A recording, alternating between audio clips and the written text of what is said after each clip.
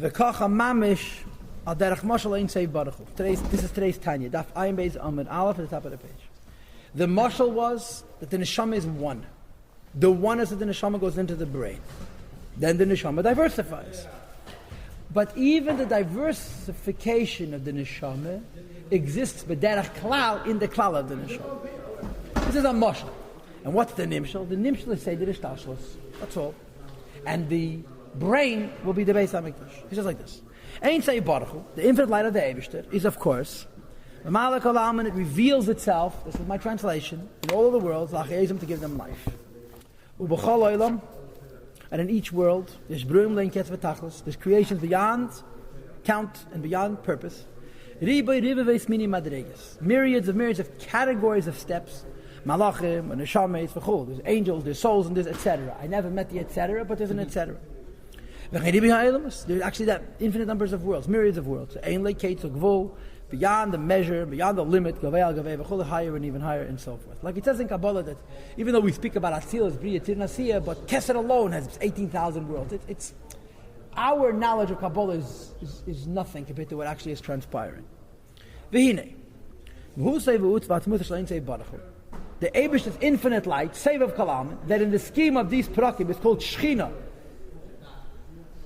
Like we had in Perek Lamed Hey and Lamed Zayin, that the Shechina rests when there's bittul. Like I said to you this morning, when the Yid does mitzvah, there's bittul, the whole Shechina rests. And this Shechina is Mehusei v'atzmuth shel Ein Sei Baruch Hu, Seiv of Kalam, Ein Sei Baruch Hu. It's Shava b'Yenim v'Tachtenim is the same in the highest levels and the lowest levels. K'ma shal ha'neshama hanal, as described by the neshama, that the neshama is one. The guf affects the vision in the neshama. But the guf doesn't try, the guf creates a division. The guf reflects that the vision existed in the neshama before. But in the neshama it's one. And the nimshal is many, many worlds. And the chayas diversifies, it splits up as it goes into the various worlds. But as it exists in the shadish, it's one. Just like the neshama is one. It says in Zayar, the Iyar Stima, the Chostim, and Hashem is secret from all the secrets. Pirush, this means to say, even the secret words above, who saw some in Elamatechem, save of Kalaman, and Shechina is concealed and hidden in them. Kemeshahu, precisely in the same way that he is sawsum v'ne'elam concealed and hidden in the lowest realms. Kileis machshava tvisa beklal, there is no keli which can hold atzmos afila be'elamas alyenim, even in the higher worlds. The Nimtza, the bottom line is that the same way Hashem is found in the highest worlds, which is found in the lowest. I heard from a Mendel Futafas Amol that of Stimu Zarachmanis, I hear the name of Chassidim, that they said that there's Stimu the Stimu, the secret of all secrets. And Stimu Zarachmanis, why? Stimu thinks, look at me, I'm Stimu, I'm Sosim, I'm concealed, I'm a secret, I'm above all the worlds. And then Stimu comes along and says, Lagabe me, you and Gola Shabagola is exactly the same thing. So Meila Gola Shabagola is a Chatchila on a low level. But Sasim, it's on a very high level compared to Stima. The Stima is insignificant. The Shechina, as it's called. What does he call it here? Mahusay Vatzmuth Shalein Sei Baruch Hu is the same in the highest world and the lowest world. Vahevdel, the distinction. The difference is between higher worlds and lower worlds. Who said Amshachas HaChayis is about bringing down the Chayis. That the Ein Sof brings down and reveals in the revealed level. This is like the different chayas that goes to the different limbs. May I help from a hidden state. Which explains one of the reasons. The way the flow of life from Hashem to us and the bringing down of life is called light al derech, a way of analogy to indicate like light shines through many windows. It's the same light, but it's shining into many rooms. The chayes of the neshama shines into many parts of the body. The chayes of Elokus shines into many worlds. To give light to the various worlds and to the creations in them, with great distinction, great differences. The higher worlds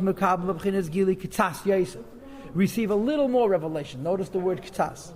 From the lower worlds. And the creations in each one, each individual one gets based on its strength and its character.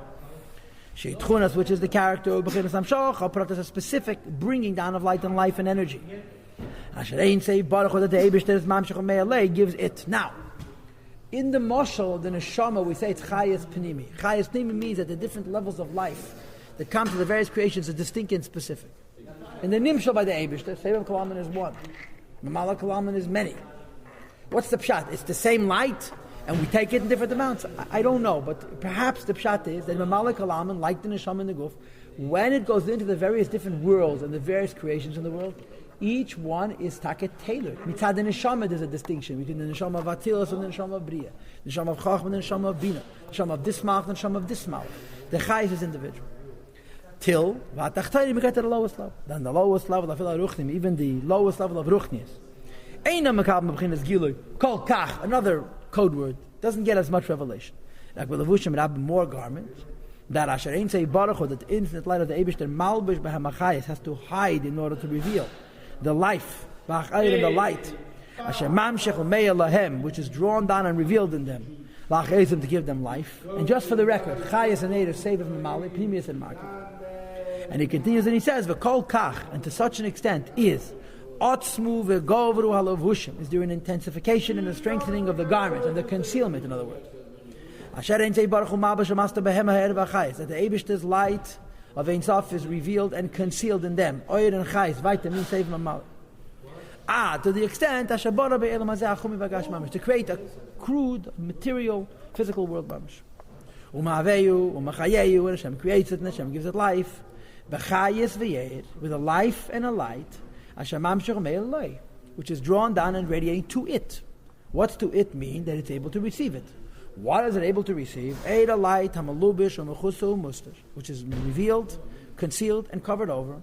Betech, halavushim, harabim, va'atzum, of the many and intense garments, hamalimim, that hide, umastirim, and black.